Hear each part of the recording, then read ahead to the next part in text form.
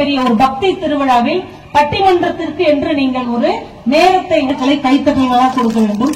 ஏன்னா இன்னைக்கு எந்த ஊருக்கு போனாலும் ஆடலும் பாடலும் தான் நடக்குது. அது கோவில் திருவிழாவா இருந்தாலும் சரி, கும்பாபிஷேகமா இருந்தாலும் சரி, காது குத்தா இருந்தாலும் சரி, எல்லாம் ஆடலும் பாடலும் தான். ஆனால் தமிழ் சொல்லுகிற ஒரு பட்டிமன்றத்தை கர்நாடகா வந்துருது, பெங்களூர் வந்துருது, வேற அவ்வளவு வித்தியாசமா இருக்காங்க. இப்ப நம்ம பெரியவங்க கிட்ட எல்லாம் வாழ்க்கை எப்படி இருக்கு அப்படின்ற மாதிரி பேசுவோம். வாழ்க்கைன்னா அப்படின்னு ஆரம்பிச்சு ஒரு அரை மணி நேரம் எல்லாருக்கும் போர் அடிக்கிற வரைக்கும் பேசிட்டு தான் நாங்க விடுவோம். அன்னைக்கு ஒரு ஐயாட்ட கேட்கிற, ஐயா உங்களுக்கு வாழ்க்கை எப்படி போகுது அப்படின்னு கேட்டேன். அவர் சொன்னார், அதை ஏமா கேட்கிற, வாழை இலையில ஊத்துன ரசம் மாதிரி அது எந்த பக்கம் போகுதுன்னே தெரியல அப்படின்னாரு. என்னடா இப்படி பேசுறாரு அப்படின்னு. நம்ம கண்ணு முழிச்சா காபி, கண்ணு முழிக்கலைன்னா பால். அது என்னமோ உண்மைதான். ஒருத்தனுக்காக நாங்க 1.5 மணி நேரம் நடத்துறோம்டா பட்டிமன்றம். ரசிகன் எத்தனை ரசிகன் பார்த்து இப்படி ஒரு அது என்னமோ உண்மைதான். ஊரே அமைதியா இருக்கு, அந்த பையன் மட்டும் பதில் சொல்லிட்டே இருக்கிறார். சிம்பிளா பாருங்க, வாழ்க்கைன்னா என்ன தெரியுமா? பிரம்மா ஒரு போஸ்ட் போடுவார், விஷ்ணு அதை லைக் பண்ணுவார், சிவன் அதை டெலீட் பண்ணிடுவார். அப்படிதான் வாழ்க்கை. இதுக்கு அவ்வளவுதான் கை தட்டுவீங்களா? என்ன செஞ்சா நீங்க கை தட்டுவீங்க? பாட்டு பண்ணா கை தட்டுவீங்களா? எங்களுக்கு பாட தெரியாது. இது வந்து இசை பட்டிமன்றம் கிடையாது. ஏன்னா அமைப்பாளர்கள் வந்த உடனே எங்க அவங்க மியூசிக் குரூப்பை காணும் அப்படின்னு 2 சேர் வேற போட்டிருக்காங்க. நாங்க என்ன வச்சுக்கிட்டா வஞ்சகம் பண்றோம்?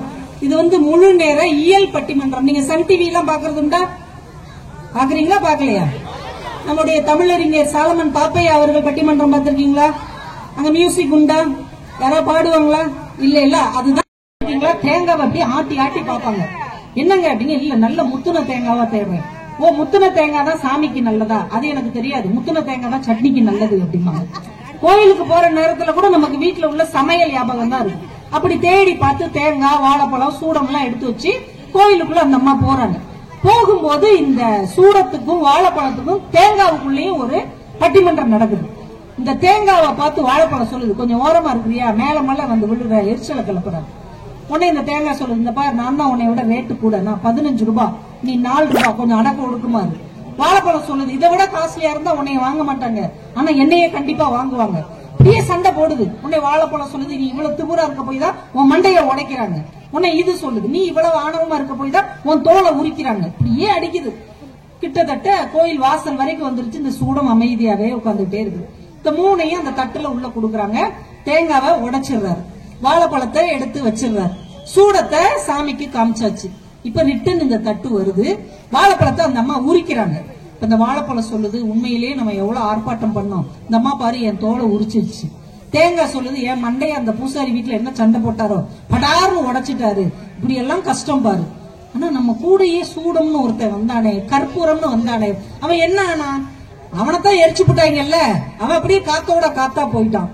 இப்ப மெதுவா தேங்காய் சொன்னது, பரவாயில்ல, என்ன உடைக்கும் போது மக்கள் ஒன்னும் யோசிக்கல, ஒன்ன உரிக்கும் போது யாரும் வருத்தப்படல, ஆனால் அந்த கற்பூரம் ஏற்றப்படும் போது அனைவரும் கையெடுத்து வணங்கினார்கள், அதை நீ கவனித்தியா அப்படின்னு கேட்டான். எது ஒன்று அமைதியாக ஆர்ப்பாட்டம் இல்லாமல் இயல்பாக இருக்கிறதோ அதை இறைவன் ஏற்றுக்கொள்வான், மக்கள் வணங்குவார்கள் என்பதுதான் இந்த சின்ன கதையின் மூலமாக வாரியார் சுவாமிகள் நமக்கு சொன்ன ஒரு பெரிய கருத்து. வாரியார் சுவாமிகள் நமக்கு கிடைச்ச மிகப்பெரிய சொத்து. நம்ம பிள்ளைங்களுக்கு எல்லாம் அவருடைய புத்தகங்கள் வாங்கி தரணும். அவ்வளவு நகைச்சுவையும் கருத்துமா இருக்கு. ஒரு பட்டிமன்றம் இல்லைன்னா ஒரு சொற்பொழிவு எப்படி இருக்கணும்னு அவர் சொல்லியிருக்காரு ஒரு குட்டி கதையில. ஒரு ஊருக்கு இது மாதிரி ஒரு சொற்பொழிவாளர் போயிருக்கிறார் பேசுறது. 2 மணி நேரம் பேசலாம்னு எழுதி வச்சுட்டு போயிட்டார். போய் பார்த்தா ஒரே ஒரு ஆள் ஆடியன்ஸா உட்கார்ந்து இருக்கிறார். இவருக்கு படக்குன்னு ஆயிடுச்சு, என்னப்பா ஒரு ஆள் உட்கார்ந்து இருக்க? ஆமாங்க ஐயா பேசுங்க அப்படின்னு இருக்காரு. இல்ல தம்பி, நீ எந்திரிச்சு போயிட்டேன்னா நானே எந்திரிச்சு போயிருவேன், உன் ஒருத்தனுக்காக நான் என்ன பண்றது? அவன் எந்திரிச்சு வணக்கம் சொல்லிட்டு, ஐயா நீங்க ரொம்ப படிச்சவர், பெரிய அறிஞர், பெரிய சொற்பொழிவாளர், நான் உங்க அளவுக்கு படிக்கிறேன், உங்க அளவுக்கு நான் புத்திசாலி இல்ல, நான் ஒரு குதிரை லாடம் வச்சிருக்கேன், 30 குதிரையை வச்சு நான் மெயின்டைன் பண்ணிட்டு இருக்கேன், மத்தியானம் 30 குதிரைக்கு நான் சாப்பாடு எடுத்து வைப்பேன், சில நேரம் ஒரே ஒரு குதிரை தான் வரும், கொள்ள முடிகிறது என்று வாரியார் சுவாமிகள் சொல்வார். இந்த பக்தி நமக்கு என்ன கற்றுக் கொடுக்கிறது என்றால், அதுவும் அம்பாளை நீங்க வந்து வழிபாடு செய்றீங்க, அம்பாளுடைய இந்த ரத உற்சவத்துக்காக உங்களுடைய பொருள், உங்களுடைய நேரம், உங்களுடைய உழைப்பு எல்லாம் வெளியில வர்றார். வந்தா யமுனை நதிக்கரையில் அப்படியே வெள்ளம், மழை பெய்கிறது, ஆதிசேஷன் கொடை பிடிச்சிட்டு வர்றார். யமுனை அப்படியே 2ஆ பிரிஞ்சு வழிவிடுது. இவர் அந்த குழந்தையை எடுத்துட்டு ஆயர்பாடிக்கு போய் அங்க யசோதைக்கு ஒரு பெண் குழந்தை பிறந்திருக்கிறது. அவங்களும் எல்லாம் அப்படியே மயக்கம் அடைஞ்ச மாதிரி தூங்கிக்கிட்டு இருக்காங்க. கண்ணனை அங்க போட்டுட்டு அந்த பெண் குழந்தை இதே கூடையில வச்சுட்டு திரும்ப வர்றார். யமுனை பழையபடி ஆகுது, எல்லாம் பழசாயிடும். இப்ப இந்த குழந்தை அழுகுது. அழுக சத்தம் கேட்ட உடனே 8வது குழந்தை பிறந்துருச்சுன உடனே கம்சன் வர்றான். பாக்குறான் பெண் குழந்தை. சி, இந்த பெண் குழந்தைய என்னை கொல்ல போகுதுன்னு இப்படி காலை பிடிச்சு அடிக்க போனான் பாருங்க. அப்படியே இந்த குழந்தை விலகி அப்படியே மகா மாயையாக மகா காளியாக அப்படியே நிக்கிறான். நின்னுட்டு சொல்றா, நான் நினைச்சா உன்னை இந்த நேரமே கொன்றுப்பேன். ஏன் தெரியுமா உன்னை விட்டு வச்சேன்? நீ என் தலையை பிடிச்சு தூக்கல, கையை பிடிச்சு தூக்கல, என் கால்களை பிடித்து தூக்கினாய். கால்களை பற்றியவன் பக்தன் என்கின்ற காரணத்தினால் உன்னை நான் உயிரோட விட்டுட்டு போறேன். ஒரு உண்மையும் சொல்லிவிட்டு போகிறேன், உன்னை அழிப்பதற்கு எங்கள் அண்ணன் கண்ணன் ஆயர்பாடியில் வளர்ந்து கொண்டிருக்கிறான்னு சொல்லிட்டு இறந்து போயிடும். இந்த சம்பவத்தை ஞாபகம் வச்சுக்கோங்க. கால்களை பற்றியதற்கு காரணமாகவே அந்த கம்சனை பக்தனாக ஏற்றுக்கொண்டு உயிர் பிச்சை அம்பாள் அளித்திருக்கிறாள் என்றால் நாம எந்த தப்புமே செய்யல. சின்ன சின்ன தவறுகள் செய்திருப்போம். அவள் கால்களை நாம் பற்றினால் நம் வாழ்க்கையில் எவ்வளவு நன்மைகள் அவள் தருவாள் என்று நீங்களே முடிவு செஞ்சுக்கோங்க. நீங்க அவளுக்கு போய் மாலை போடும்போது உங்க மனசையும் சேர்த்து அவள் பாதங்களில் போட்டு விடுங்கள். நீங்க இது நாள் வரைக்கும் அனுபவிச்ச எல்லா துயரங்களையும் துன்பங்களையும் சோகங்களையும் அவள் அழித்து நல் வாழ்க்கையை தருவாள். அவ பேரே பூங்காவனத்தம்மாள். எந்த துயரத்திலும் நீங்கள் தேங்காமல் இருப்பதற்கு அந்த பூங்காவனத்தம்மாள் அருள் செய்வாள் என்று எங்கள் பட்டிமன்ற குழுவின் சார்பாக உங்கள் அத்துணை பேருக்கும் எங்களுடைய வாழ்த்துக்களையும் வணக்கங்களையும் தெரிவித்து இப்ப பட்டிமன்றத்தை தொடங்கிடலாம். ஒரு அருமையான தலைப்பு. யாருக்கா தலைப்பு தெரியுமா? நல்ல இளைஞர்களை உருவாக்குவது வீடா நாடா? நல்ல இளைஞர்கள்னா யாரு? சினிமால பாக்குறோம்ல, அவங்கதான் நல்ல இளைஞர்கள். ஓபன் பண்ணா லுங்கியை கட்டிட்டு டாஸ்மாக்ல இருந்து வெளியில வருவான். அவனா நல்ல இளைஞன்? விவேகானந்தர் சொல்றார், தியாக சிந்தனையும் ஆற்றலும் நிறைந்த 100 இளைஞர்களை என்னிடம் கொடுங்கள், இந்த தேசத்தையே மாற்றி காட்டுகிறேன் என்று சொன்னார் இல்லையா? அவர்கள் தான் நல்ல இளைஞர். கூடம், நூலகம், இந்த பொதுமக்கள், கோவில் இதெல்லாம் உருவாக்க முடியுமா அப்படின்னு ஒரு கேள்வியை இங்கே எங்களுக்கு முன்னால் வைத்திருக்கிறார்கள். ஏன் நல்ல இளைஞர்கள் இவங்க தேர்வு செஞ்சிருக்கிறாங்கன்னா, உலகத்திலேயே அதிகமான இளைஞர்களை கொண்ட நாடு நம்முடைய இந்திய நாடு. இன்னைக்கு இந்திய தேசமே இளைஞர்களை நம்பிதான் இருக்கு. குவைத் மாதிரியான அரபு தேசம் பெட்ரோலிய வளத்தை நம்பி வாழ்ந்து கொண்டிருக்கிறது. இஸ்ரேல் பால் வளத்தை நம்பி வாழ்ந்து கொண்டிருக்கிறது. அமெரிக்கா பண வளத்தை கொண்டு ஜெயித்துக் கொண்டிருக்கிறது. ஜப்பான் தொழில் வளத்தால் முன்னேறி கொண்டிருக்கிறது. ரஷ்யா கூட்டு பண்ணைகளால் முன்னேறி கொண்டிருக்கிறது.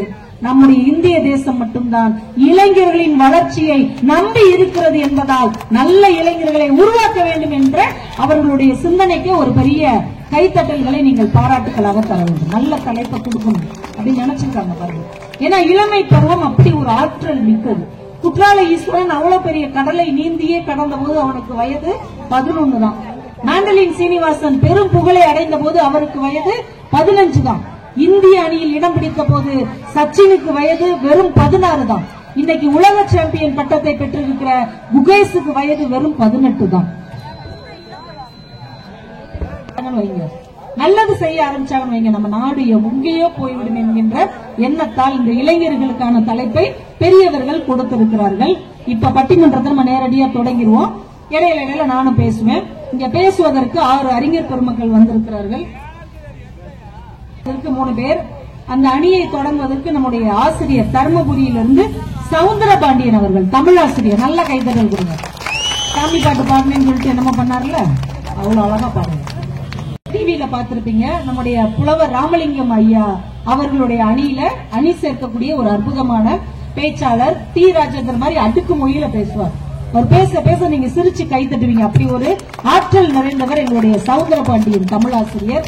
தர்மபுரியிலிருந்து வந்திருக்கிறார். தர்மபுரி யார் பிறந்த ஊர் தெரியுமா? அதிகமாக தமிழ் தான் அவர்களுக்கு கண்ணு. கிரிக்கெட்னா ரன்னு. எங்க மேடம் பேசினா அந்த பட்டிமன்றம் ஆகும் விண்ணு. வார்த்தை எடுத்துக்கோங்க.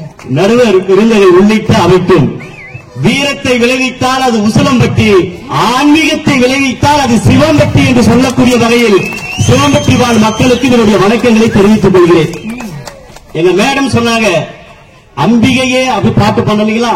அம்பிகையே ஈஸ்வரியே எம்மை ஆள வந்து கோவில் கொண்ட குங்குமக்காரின்னு பாட்டு ஏன் நிறுத்திட்டு தெரியுமா?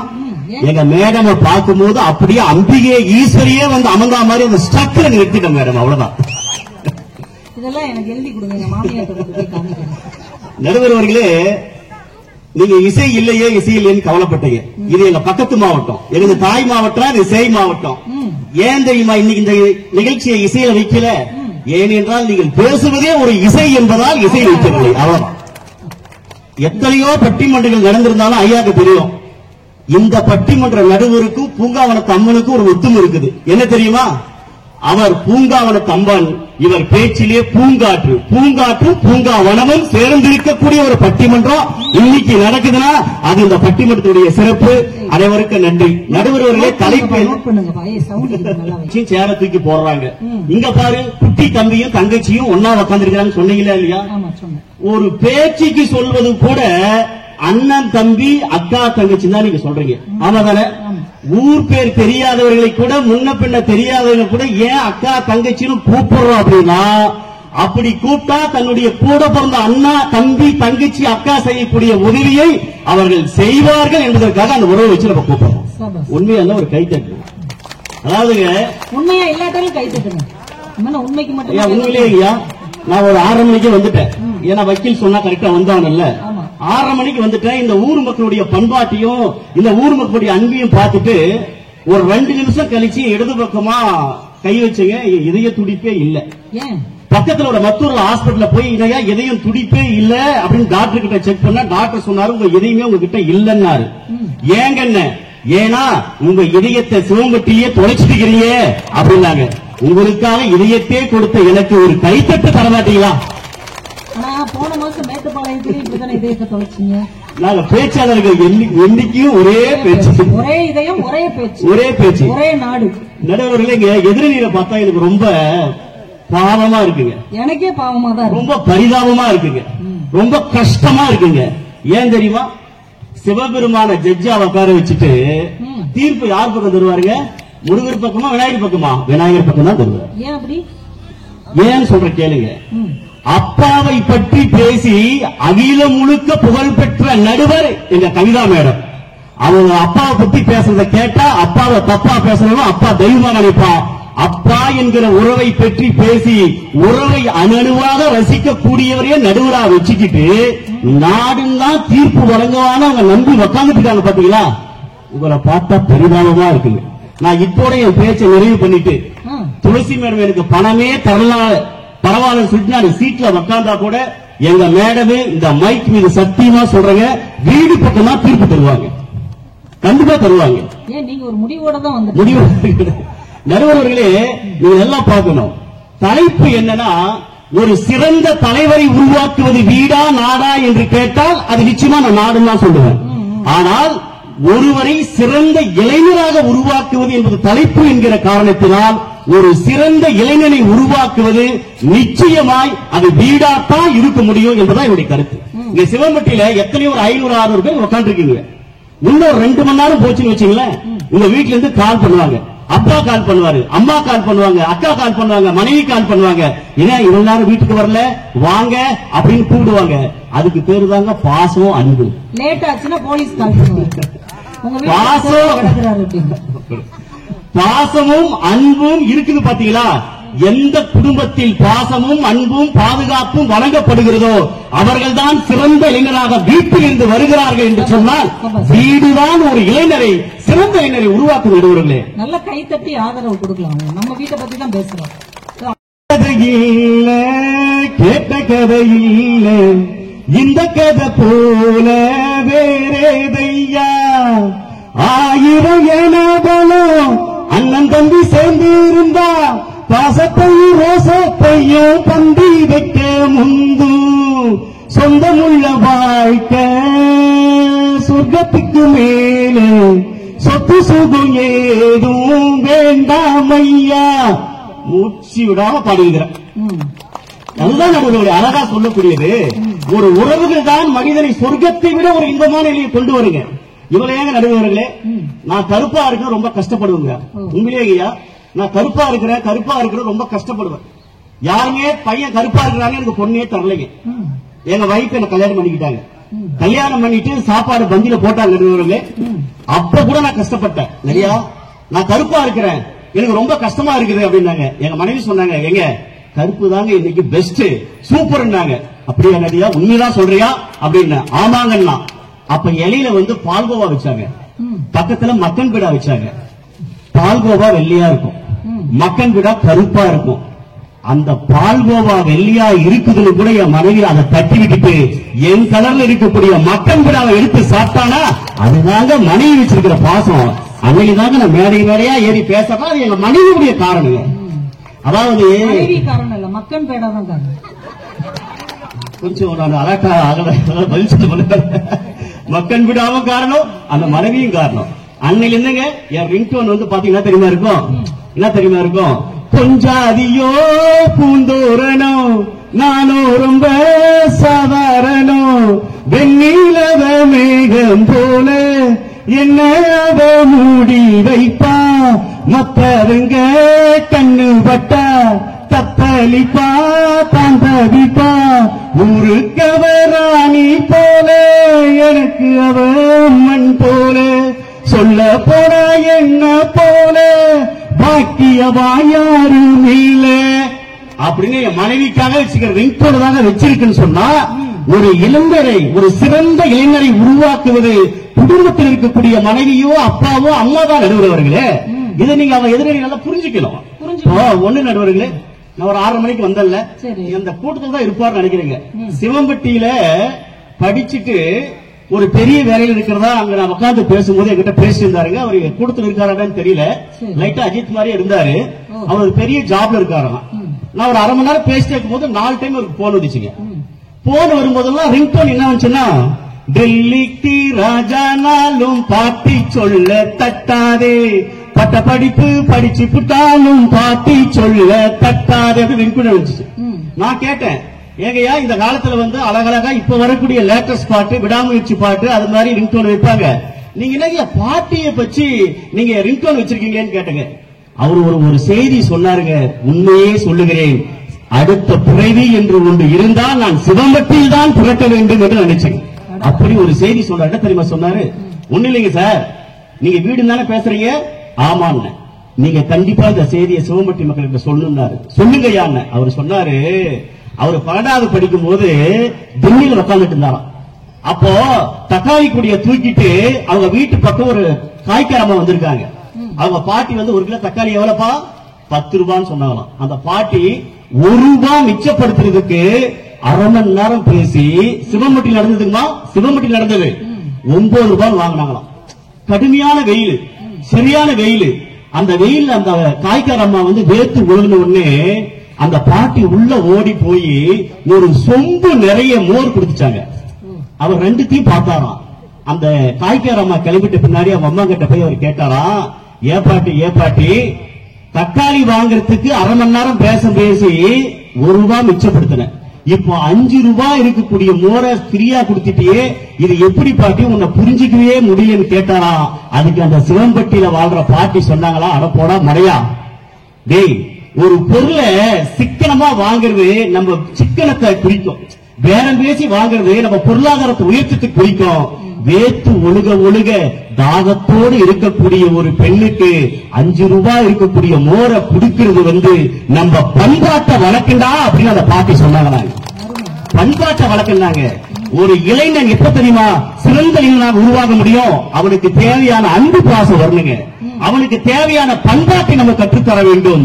அப்படி பண்பாட்டையும் அன்பையும் பாசத்தையும் கற்றுத்தரக்கூடியது இல்லம்தான். அந்த இல்லம்தான் இளைஞரை சிறந்த இளைஞனாக்கும். அந்த பாட்டி இந்த கூட்டத்தில் எங்கிருந்தாலும் மேடைக்கு வரும்.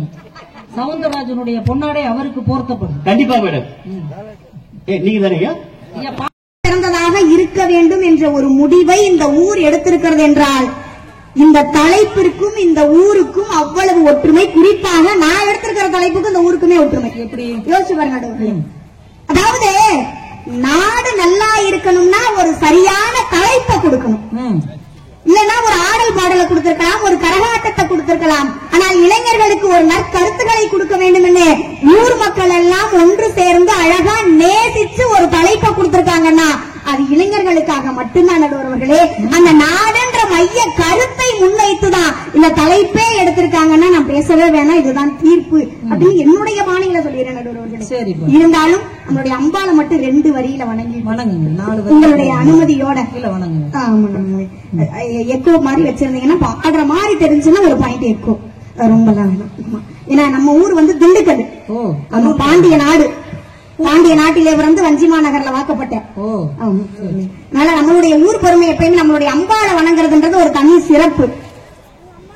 கொஞ்ச வயசுல குமரியானவ கொள்ளடி காவேரி பக்கம் இருப்பவ, கொஞ்ச வயசுல குமரியானவ கொள்ளடி காவேரி பக்கம் இருப்பவ, சஞ்சலங்களை தீர்த்து வைப்பவ, சமயபுரம் மாறி அவ கூப்பிட்டா ஓடி வருவாளா, அட மாரியம்மா துதி ஓட்டு ஆடி வருவாளா, அவ கூப்பிட்டா ஓடி வருவாளா, அட மாரியம்மா துதி ஓட்டு ஆடி வருவாளா, தீரவ வினைய தீர்த்து வைப்பவ, திரிசூல உங்கையில் எடுப்பவ, தீரவ வினைய தீர்த்து வைப்பவ, திரிசூல உங்கையில் எடுப்பவ, வேண்டியவருக்கு வேண்டிய வரம் தான் கொடுப்பவ, திண்டுக்கல்லு கோட்டை மாறி கூப்பிட்டா அவ கூப்பிட்டா, என் தாயி கூப்பிட்டா ஓடி வருவாளா, அட மாரியம்மா துதி போட்டு ஆடி வருவாளா என்று எல்லாம் வல்ல அந்த திண்டுக்கல் கோட்டை மாரியம்மனையும் வழங்கி கொண்டு நடுவர்களே உண்மையாக கூப்பிட்டா ஓடி வந்துருவாங்க.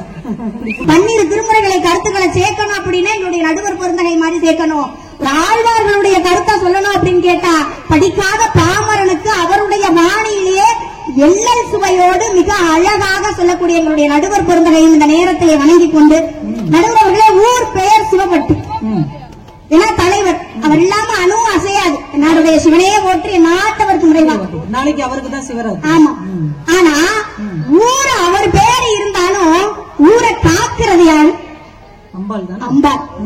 ஊர் பேரை வேணாலும் தலைவர் வச்சுக்கலாம் சிவபெருமான்.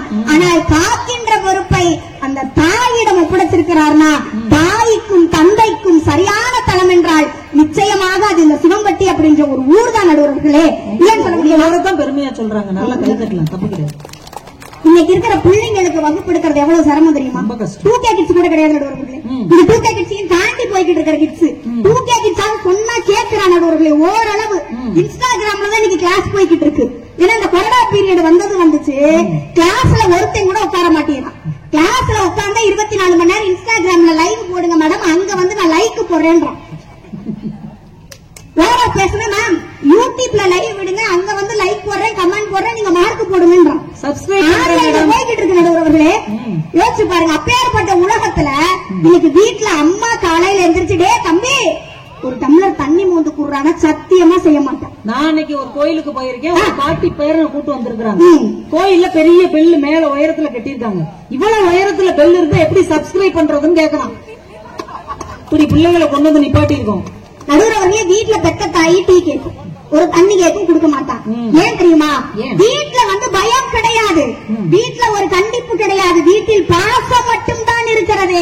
ஆனா வெளியே என் பையன் என்ன தெரியுமா பண்ணுவான்? காலேஜ் பையன்லாம் ஒண்ணு வேணாம், ஒரு 50 வயசுல ஒரு பெரியவங்க வந்தா போதும், உட்கார்ந்து இருக்கிற சீட்டை விட்டு டக்குன்னு எந்திரிச்சு பாட்டி உட்காருங்க, அம்மா உட்காருங்க அப்படின்ற மனிதாபிமானம் வீட்டை விட்டு தாண்டிய பின்புதான் ஒரு இளைஞனுக்கு வருகிறது அப்படின்னு சொன்னா வீட்டை விட ஒரு நல்ல இளைஞரை உருவாக்குவது நாடுதான் நடுவர்களே. ஏன் 50 வயசு பாட்டிக்கு இடம் கொடுக்கறோம்னா ஒரு அழகான பொண்ணு நின்னுகிட்டு இருக்கு, பக்கத்துல நின்னுக்கலாம். நடுவர்களே அழகான ஒரு பொண்ணு இருந்தா எந்திரிக்க மாட்டான் பிள்ளை, அதுலயும் தெளிவா இருக்கான். நார்மல் வந்து கல்யாணம் பண்ற வாழ்க்கையெல்லாம் கிடையாது, லிவிங் டுகெதர் ஓடிக்கிட்டு இருக்கு உண்மை நடுவர்களே. ஆனா நல்லா யோசிச்சு பாருங்களேன், இன்னைக்கு யாரெல்லாம் டீச்சரா இருக்கீங்களோ அவங்க பிள்ளைக்கு யாராவது அவங்க டியூஷன் எடுக்கிறாங்களான்னு கேளுங்க. ஏன் வாய்ப்பே இல்ல. பெத்த பிள்ளைக்கு நான் டீச்சர், என் பிள்ளைக்கு நான் டியூஷன் எடுக்கிறேன்னா சத்தியமா கிடையாது. நான் வாங்குற சம்பளத்தை விட 2 மடங்கு போட்டு பக்கத்துல போய் டியூஷன் சென்டர்ல தான் விட்டுட்டு வருவேன். ஏன்னா என் பேச்ச என் பிள்ளை கேட்காது. நீங்க இவ்வளவு சொல்றீங்க, என் பட்டிமன்றத்தை ஊரே பார்க்கும், என் பிள்ளைங்க உட்காந்து பார்க்காது, எந்திரிச்சு ஓடி போயிடும். வெளியே போனாதான் கஷ்டம் என்னன்னு ஒரு இளைஞனுக்கு தெரியும். அனுபவம் தான் நடுவர்களே ஒரு நல்ல இளைஞனை உருவாக்கும்.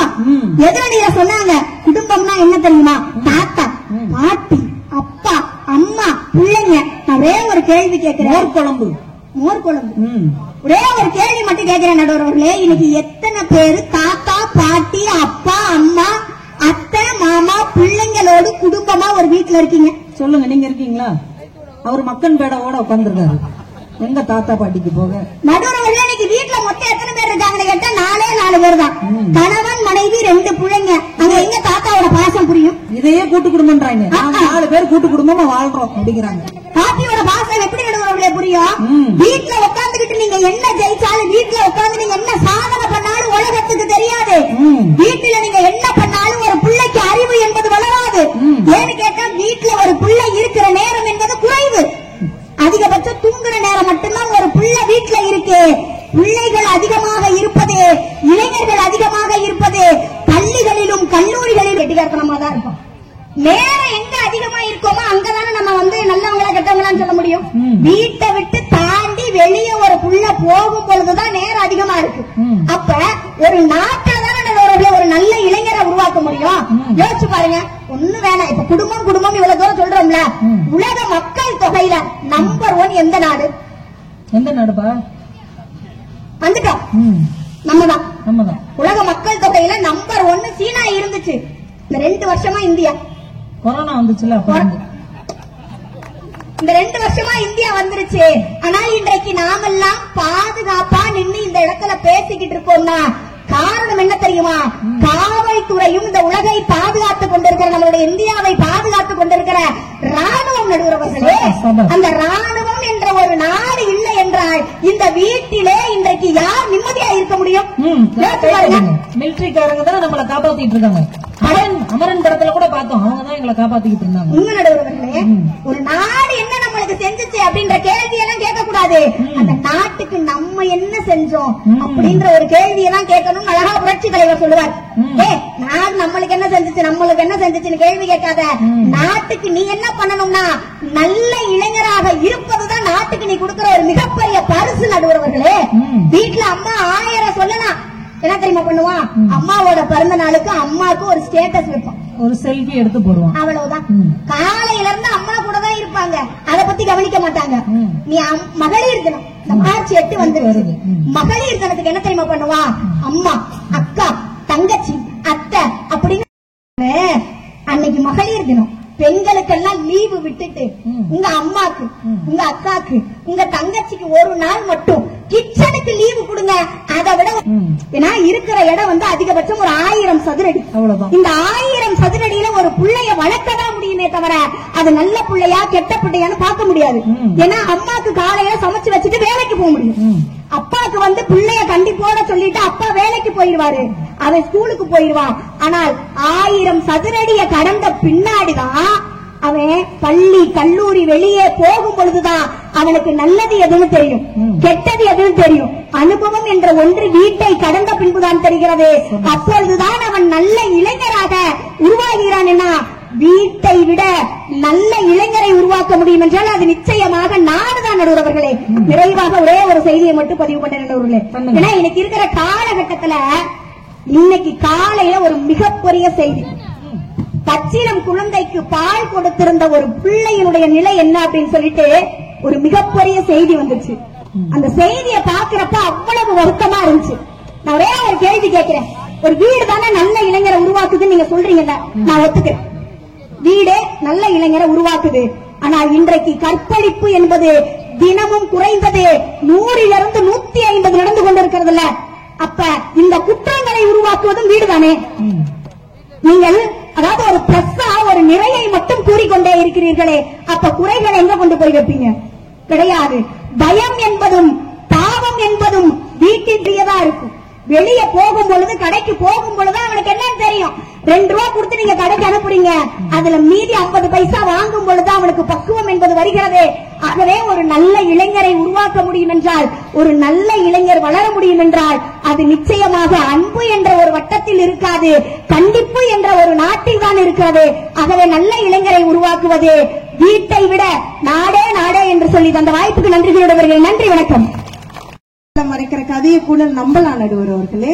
ஆனா சுண்டு வரல கும்கி யானையவே மறைக்கலாங்கிற ரேஞ்சுக்கு பேசியிருக்காங்க பாத்தீங்களா? சுண்டு வரல கும்கி யானையவே மறைக்கிறாங்க. அப்ப கொம்பனை மோதிர வரல மறைச்சிருவாங்களா? அவங்க செஞ்சாலும் செய்வாங்க. அடுத்து வரவங்க அவ்வளவு ஒரு திறமைசாலி, அடுத்து வரவங்க அதை செய்வாங்க பாருங்க. இந்த நித்ய பிரியாங்கிற பிள்ளையா நடுவர்கள் அவங்க ஒரு விஷயம் சொன்னாங்க. 2 ரூபாய் பொருளை போய் கடையில 1 ரூபாய்க்கு வாங்கிட்டு 50 பைசாவை வீட்டுக்கு கொண்டு வரணுங்கிற கணக்க சமூகத்துலதான் தெரிஞ்சுக்க முடியும்னு சொன்னாங்க. 2 ரூபாய் பொருளை 1 ரூபாய்க்கு வாங்கிட்டு 50 பைசாவை வீட்டுக்கு கொண்டு வானுதான் உங்களுடைய நாடு சொல்லி கொடுக்கிறது. இன்னும் கொஞ்சம் தூரம் நடந்து போனா அந்த பொருள் 1 ரூபாய்க்கு கிடைக்கும். மீதி கிடைக்கிற 1 ரூபாயை உண்டியலில் உன் வாழ்க்கைக்கு சேர்த்து வைங்கிறத வீட்டுல நாங்க சொல்லி கொடுப்போம். சிறு சேமிப்பு தான். 2 ரூபாய்க்கு என்ன பொருள் கிடைக்குதுன்னு சொல்லுங்க பாப்போம். அது அந்த அக்கா தான் சொல்லணும். 2 ரூபாயை கொடுத்தா பிச்சைக்காரன் தூக்கி நம்ம மூஞ்சில எரிஞ்சிட்டு போறான், போய் தொலை அப்படின்னு. அவ்வளவு வேல்யூ இல்லாம போயிடுச்சு. ஒரு உண்டியலை முதல்ல குழந்தைக்கு வாங்கி கொடுத்து நீ எவ்வளவு சம்பாதிக்கிறங்கிறது முக்கியம் இல்ல, எவ்வளவு சேர்த்து வைக்கிறங்கிற சேமிப்பு பழக்கத்தை சொல்லிக் கொடுப்பது ஒரு குடும்பமா வீடா தானே இருக்கு.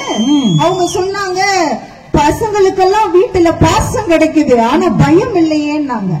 ஒருவேளை அப்படி உண்மையா கூட இருக்கலாம், பயம் இல்லாமல் இருக்கலாம். ஆனா குழந்தைகளுக்கு மரியாதைங்கிற விஷயத்தை வீடு தானே சார் முதல்ல சொல்லி கொடுக்குது. பயத்தை விட மரியாதை முக்கியம். நான் உண்மையாக இருக்கிற பொழுது என் மனசாட்சியை தவிர வேற யாருக்கும் பயப்பட வேண்டிய அவசியம் இல்லைங்கிற விஷயத்த வீடு சொல்லி கொடுக்குதுங்க. ஆடி போய் ஆவணி வந்தா என் பையன் டாப்பா வருவான்னு சொல்லுகிற அம்மாவின் வார்த்தை அந்த இளைஞனுக்கு நம்பிக்கையை கொடுக்கிறது. அந்த படம் பேரே களவாணி. ஆடி போய் ஆவணி வந்தா பிள்ளை நல்லா வரும், ஆனா அது களவாணி. ஆனா அது களவாணி பையனாவே இருந்தா கூட அவன் நல்லவனா வருவான்னு ஒரு தாய் தான் நம்ப முடியும்னா அந்த நம்பிக்கையை கொடுப்பது ஒரு வீடாகத்தானே நடுவரவர்கள் இருக்கு. அவங்க சொன்னாங்க நீங்க வீட்டுல கொஞ்ச நேரம் தான் இருக்கீங்க, மத்த நேரம் எல்லாம் ஸ்கூல்ல இருக்கீங்க, காலேஜ்ல இருக்கீங்க, சமூகத்துல இருக்கீங்க, நாட்டுல இருக்கீங்கன்னு லிஸ்ட் போட்டாங்க. நான் கேட்கிறேன் நடுவரவர்களே, ஸ்கூல்ல போய் குழந்தை ரொம்ப நேரம் இருக்கணும்னா முதல்ல ஒரு தாய் ஒரு குழந்தைய பெக்கணும். ஆமா, ஆரோக்கியமா அந்த குழந்தைய வளர்க்கணும். நல்ல ஸ்கூல்ல தேடி கண்டுபிடிக்கணும். அதுக்கு ஒரு டிஃபன் பாக்ஸ்ல சோறு வைக்கணும். அவங்க கேக்குற ஃபீஸ் ஸ்கூல்ல கட்டணும். ஒரு ஆட்டோக்காரரை பிடிக்கணும். அதுக்கப்புறம் தான் ஸ்கூல்ல அட்மிஷனே கிடைக்கும். அந்த குழந்தை கிளாஸ் ரூம்லயே போய் உட்கார முடியும். இவங்க எல்லா பிள்ளைக்கும் ஓசியில சொல்லி கொடுக்கிறோம்னு அவங்க சொன்னாங்க. நீங்க சமூகத்துல வந்து பாருங்க, அங்கதான் அனுபவம் கிடைக்கும். நாங்க அனுபவத்துல 2 இருக்கு. நல்ல அனுபவங்களும் உண்டு, கெட்ட அனுபவங்களும் உண்டு. பார்க்கிறதுல எல்லாவற்றிலும் நல்லதும் உண்டு, கெட்டதும் உண்டு. கெட்டதை எடுத்துக் கொள்ளாமல் வீட்டிற்கு நல்லதோடு வாங்குற விஷயத்தை வீடு சொல்லி கொடுக்குங்க, நாடு சொல்லி கொடுக்குமா? நிறைய ஒரு கைத்தட்டல் கொடுக்கலாம். என்ன ஒரு நல்ல கருத்து. வீட்டுல குழந்தைகள் முன்னாடி இத பேசலாம், இத பேசக்கூடாதுங்கிற விஷயம் ஒரு பாட்டு ரொம்ப அழகா சொல்லுச்சு. நல்ல நல்ல பிள்ளைகளை நம்பி இந்த நாடே இருக்குது தம்பி. அன்னையிடம் நீ அன்பை வாங்கலாம், தந்தையிடம் நீ அறிவை வாங்கலாம். 2ம் இருந்தால் பேரை வாங்கலாம், பேரை வாங்கினால் ஊரை வாங்கலாம்னு சொன்னாங்கன்னா அன்பையும் அறிவையும் கொடுப்பது வீடு தானங்கிறது தான் எங்களுடைய கேள்வி. ஆபிரகாம் லிங்கன் ஒரு வார்த்தையை சொன்னார். என்னுடைய நல்ல குணங்களுக்கு என் தாய்க்கு நான் கடன் பட்டவன்னு சொன்னாருன்னு சொன்னா. இன்றைக்கும் நடுவர்களே, ஒரு குழந்தை ரொம்ப நல்லா வளருதுன்னா அவங்க வீட்டுல அந்த குழந்தைய நல்லா வளர்த்திருக்காங்கன்னு வீட்டை தான் சொல்கிறார்களே தவிர யாரும் நாட்டுல இந்த குழந்தைய நல்லா வளர்த்திருக்காங்கன்னு சொல்லி நான் கேட்டதில்லை. ஒரு பிள்ளை நல்ல பிள்ளையா இருக்குன்னு நம்ம என்ன சொல்லுவோம், இங்க வச்சு பாக்குறோம். இந்த பிள்ளைகளை சொல்றோம், இந்த பிள்ளைங்க நல்ல பிள்ளைங்களா இருக்காங்க, அவங்க அம்மா அப்பா நல்லா வளர்த்திருக்காங்க, அப்படித்தானே சொல்லுவோம். இந்த சிவன் கோயில்காரங்க நல்லா வளர்த்தாங்கன்னு சொல்லுவோம். அப்ப அந்த பேரும் பெருமையும் பெற்றவர்களுக்கு தானே கிடைக்கிறது. கைத்தட்டுங்க பையன், அப்படி இருக்கீங்க. அவங்க வந்து பேசுங்க. அதனால அந்த குழந்தைகள் அப்படி இருக்கு. நீங்க யோசிச்சு பாருங்க, 20-22 வயசுல வேலைக்கு போன அந்த பையன் முதல் மாச சம்பளம் வாங்கி கூலி வேலை செய்து என்னை படிக்க வைத்த அப்பாவையும் அம்மாவையும் விமானத்துல பறக்க வைக்கணும்னு கூட்டிட்டு போகிற எத்தனை இளைஞர்கள் இந்த மண்ணில இருக்கிறாங்க. ஏங்க உங்க கண்ணுக்கு நல்லவங்க எல்லாம் தெரியவே மாட்டாங்க. இவங்க எல்லாம் உங்க கண்ணுக்கு தெரிய மாட்டாங்க, மோசமானவங்களா தெரியுறாங்க. நல்ல சமூகத்துல நல்ல விஷயம் கெட்ட விஷயம் 2 சொல்லலாங்க. ஆனா வீட்டுல நல்ல அம்மா நல்ல அப்பான விஷயம் நடுவரவர்களே, வீடு வளர்க்கும், நாடு வரவேற்கும். வீடு வெற்றிக்கு வழிகாட்டும், நாடு வெற்றியை கொண்டாடும். வீடு கை தூக்கி விடும், நாடு கை தட்டும். கை தட்டியவர்களை கூட மறந்து விடலாம், கை தூக்கி விட்டவர்களை ஒரு பொழுதும் மறக்க கூடாதுங்கிறது தான் தர்மம்னா. வீடு தானே நடுவரவர்களை காரணமா இருக்கு வளர்றதுக்கு. வீட்டில் தான் அன்பு, பண்பு, பாசம், சகிப்புத்தன்மை எல்லா விஷயத்தையும் கத்துக்கிட்டு வரோம். நாட்டுல உட்கார வச்சு எப்படி அன்பா இருக்கணும்னு யாரும் கிளாஸ் எடுக்கிறது இல்லைங்க, முடியாது. அக்கா தம்பி தங்கையோடு இருக்கிற பொழுதுதான் விட்டு கொடுக்கிற மனப்பான்மையை கத்துக்கிறோம். சமூகத்துல அதை யாரும் விட்டு கொடுக்கறதெல்லாம் கத்து கொடுத்து கிளாஸ் எடுக்கிறது என்ன கேக்குறேன். ஒரு குழந்தை கருவுல இருக்கிற பொழுதே தாய் பேசுறது தன்னை சுற்றி நடக்கிற எல்லா விஷயங்களையும் அந்த குழந்தையால் உணர முடியும்னு இன்னைக்கு அறிவியல் சொல்லுது. இதேதான் நடந்தது. ஒரு தாயின் வயிற்றில இருக்கிற பொழுது எப்படி சக்கர வியூகத்துக்குள்ள போனோங்கிறத தெரிஞ்ச அபிமன்யு தான் ஒரு போரில் அதை செய்தான் என்று சொன்னால், ஒரு குழந்தை கற்பது என்பது கருவில் இருந்து ஆரம்பிக்கிறது. அவன் நாட்டில் நடக்க ஆரம்பித்த பிறகு ஆரம்பிக்கலங்கிறது தான் முக்கியமான விஷயம். நாட்டுல எதுக்குமே பில்டர் கிடையாது நடுவர்களே. பில்டர் போட்டு எதையுமே இது சரி இது தவறுன்னு பார்க்கிற பார்வையாளர் கிடையாது, சென்சாரும் கிடையாது. ஆனால் வீட்டில் அது அத்தனையும் இருக்குதுங்கிறது தான் உண்மை. ஒரு குழந்தைக்கு ஃபர்ஸ்ட் ஹீரோவா அப்பாவும் முதல் ஆசிரியராக அம்மாவும் தான் இருக்கிறார்களே தவிர நாடு முதல்ல அதை சொல்லிக் கொடுக்கவில்லை. ஒரு அம்மா நினைச்சாங்கன்னா ஒரு நாடோ ஒரு ஆசிரியரோ கொடுக்கிற அறிவை கொடுத்து விட முடியும். ஆனால் ஒரு நாடே எழுந்து நின்றால் கூட ஒரு அன்னை கொடுக்கிற அன்பை கொடுக்கவே முடியாது என்பதுதான் நிதர்சனம். அந்த அம்மாவினுடைய அன்புக்கு முன்னாலும் அவர் கொடுக்கிற அரவணைப்பின் முன்னாலும் உங்கள் நாடு எதை கொடுக்க முடியும் தான் கேட்கிறோம். நாடை நினைத்து நாங்கள் பெருமை கொள்கிறோம். நாங்களும் நல்ல குடிமகள்கள் தான்.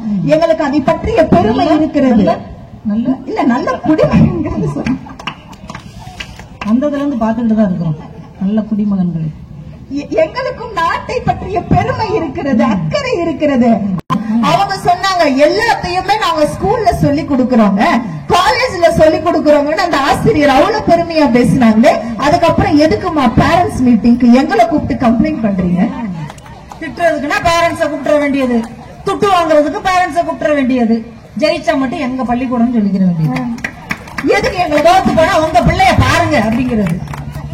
ஏண்டா பள்ளிக்கூடத்துக்குள்ள வந்தோன்னு நினைக்கிற மாதிரி இது தப்பு அது தப்பு, இது குத்தம் அது குத்தம், இது சரியில்லை அது சரியில்லை ஏன் எங்க கிட்ட சொல்றீங்க? வீட்டுல கொஞ்சம் பாருங்க, அவன் படிக்கிறானான்னு பாருங்க, அவன் சண்டை போட்டுக்கிறான், வீட்டுல கொஞ்சம் சொல்லி அனுப்புங்கன்னு. வீட்டில் செய்யுங்க வீட்டுல செய்யுங்க நாட்டிலே சொல்லி கொடுக்குறீங்க உங்க ஸ்கூல்லயேனா, அப்புறம் வீட்டை விட்டுட்டு நாங்க வேற என்ன பேச முடியும்? நடுவர்களே ஒரு வரியை சொல்லுவாங்க, ஏற்றப்பட்ட விளக்கை விட ஏற்றி வைத்த தீக்குச்சி மேலானது என்று சொல்வார்கள். ஏற்றப்பட்ட விளக்காக நாடு இருக்கிறது, ஏற்றி வைத்த தீக்குச்சியாக வீடு. குகேஷ் அவர்களை பத்தி இன்னைக்கு நம்ம எல்லாருமே கொண்டாடிக்கிட்டு இருக்கோம். ஆனா குகேஷினுடைய அப்பா செய்த தியாகம், அந்த பிள்ளையின் பின்னால் தன்னுடைய துறையை தவிர என்னுடைய பிள்ளை வளர்வதுதான் எனக்கு முக்கியம் நினைத்த அந்த அப்பா இந்த உலகத்துக்கு அடையாளம் காட்டப்பட்டிருக்கிறார். அப்படி அடையாளம் தெரியாத எத்தனையோ அப்பாக்கள் என் பிள்ளையினுடைய வெற்றிதான் என்னுடைய கனவு என்று உழைத்துக் கொண்டிருக்கிறார்களே, அந்த தியாகத்தை ஒரு வீடு செய்யும், அதை நாடு செய்யுமா என்கிற கேள்வியோடு எனக்கு வாய்ப்பளித்த அனைத்து நல்லுள்ளங்களுக்கும் நன்றி பாராட்டி நிறைவு செய்கிறேன். நன்றி, வணக்கம்.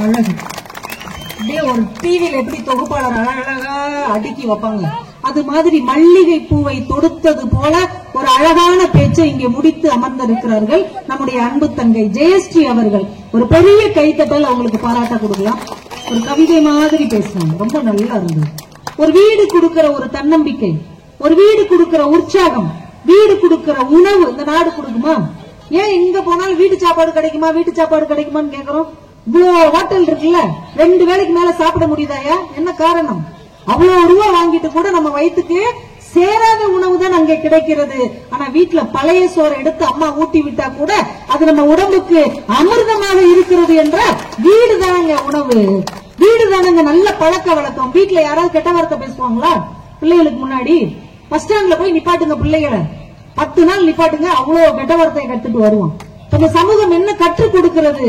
வீடு கற்றுத் தருவதை ஒரு நாளும் நாடு கற்றுத்தர முடியாது என்று அருமையா பேசின ஜெயஸ்ரீ அவர்களுக்கு இன்னும் பலத்த கைதட்டல்களை தந்து, சென்னையில இருந்து வந்து ஒருத்தங்க பேசினாங்கன்னா நல்ல ஞாபகத்துக்கு வந்தது. இந்த பழைய காலத்துல திருவிளையாடல்னு ஒரு படம் இருக்கும். அந்த படத்துல நாகேஷும் சிவபெருமானும் பேசிக்கிற மாதிரி இருக்கும். நாகேஷும் சிவபெருமானும் இல்ல, நாகேஷும் சிவாஜி கணேசனும் பேசுவாங்க. எவ்வளவு ஆளுங்க கவனிச்சிருக்காங்க பாருங்க படத்தை. சிவாஜி கணேசன் அதுல சிவபெருமானா வருவார். அப்ப இவரை தருமின்னு சொல்லுங்க, தருமியும் சிவனும் பேசிக்கிட்டு இருப்பாங்க. அப்படி பேசும் பொழுது தருமி அவர்கள் சொல்லுவாரு, பாட்டு பாடி பெயர் வாங்குபவர்கள் சில பேர், குற்றம் கண்டுபிடித்து பெயர் வாங்குபவர்கள் சில பேர். ஆனா நம்ம சௌந்தரபாண்டியன் சாரை பார்க்கும்பொழுது இவரு பாட்டும் பாடுறாரு, குற்றமும் கண்டுபிடிக்கிறாரு, சைட் பை சைடு பஞ்சு டைலாக்கும் பேசுறாரு, அடுக்கு மொழியும் சொல்றாரு, சகல கலா நாயகனா இருக்கிறாரு. சகல கலா நாயகன் மக்கன் பேடா இருக்கிறவங்களுக்கு என்ன நேரமும் அந்த இனிப்பு மேலதான் ஆசை இருந்துகிட்டே இருக்கும். இங்க இருக்கக்கூடியவர்களை பாருங்கள், சுகர் மாத்திரை போட்டீங்களா? சரி ரைட் போட்டேன். இங்க இருக்கிறவங்கள பாருங்க, நம்ம எல்லாரையும் அண்ணன் தம்பின்னு தானே கூப்பிடுறோம். இங்க இருக்கிற நம்ம வீடு உறவு முறையை வச்சுதானே கூப்பிடுறோம். சொந்த கருவறையில கூட பிறந்த அண்ணன் தம்பி கூட 10-15 வயசு வரைக்கும் தாங்க அண்ணன் தம்பி, அதுக்கு மேல பங்காளியா மாறிடுவான். ஆனா நம்ம நாட்டுல நம்மளுடைய நண்பனை நம்ம எப்படின்னு கூப்பிடுறோம்? மாமா, மச்சான், பங்கு, சகல பங்காளின்னு உரிமையோடு அழைக்கிறோம்னு சொன்னா வாழ்க்கையில எந்த ஒரு எதிர்பார்ப்பும் இல்லாமல் நம் வாழ்நாள் முழுவதும் நம்ம கூட வருவது நாடுங்க. நட்பு. நட்பு வீட்டுல கிடைக்குமா? நாட்டுலதான் கிடைக்கும். உங்க பாருங்க எப்படி நண்பர்கள் உட்கார்ந்து இருக்கிறாங்க. நல்லா கைதட்டுங்கய்யா. என்னையா நட்புக்கும் கைதட்ட மாட்டேங்கிறீங்க, உறவுக்கும் கைதட்ட மாட்டேங்கிறீங்க? எடிசன் அவர்களை பத்தி சொன்னாங்க. எடிசனை ஒரே ஒரு ஆசிரியர் உதாசீனப்படுத்திட்டாங்க, அதனாலதான் நமக்கு இந்த வெளிச்சம் கிடைச்சது அப்படின்னு சொன்னாங்க. ஆனா வீடு பாருங்க, நீங்க தோத்துட்டா கூட உங்களை முன்னேற்றாங்க. ஐயா வீடு என்ன நினைச்சிட்டு இருக்கீங்க? 25 வயசு வரைக்கும் தான் உங்களுக்கு வேலைக்கு சோறு, அதுக்கு மேல வேலைக்கு போனாதான் சோறு, இல்லன்னா உங்க பேரு தண்ணி சோறு.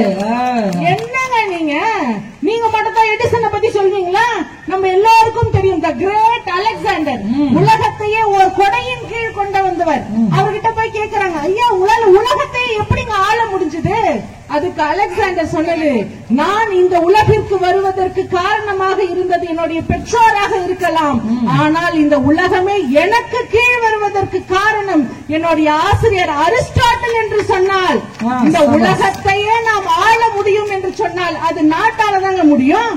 நீங்க இந்த மேடைக்கு வரீங்க, உங்க வீட்டுல இருக்கிறவங்க ஒரு 5 நிமிஷம் லேட் ஆகட்டும் துடிச்சு போயிடுவாரு. இங்க 6 பெண்கள் நீங்க பேசுறீங்களே, அதற்கெல்லாம் இந்த வீடு தானே ஒத்துழைக்குது. ஐயா வீட்டுல பேச முடியலன்ற குறைக்கு தாங்க நாங்களே இங்க பேசுறோம். நம்ம வீட்டுல பேசுறோம், நம்ம மாமியார் என்னைக்கா கை தட்டிருக்காங்களா? அந்த அம்மா எப்படி கை தட்டாங்க தெரியும்?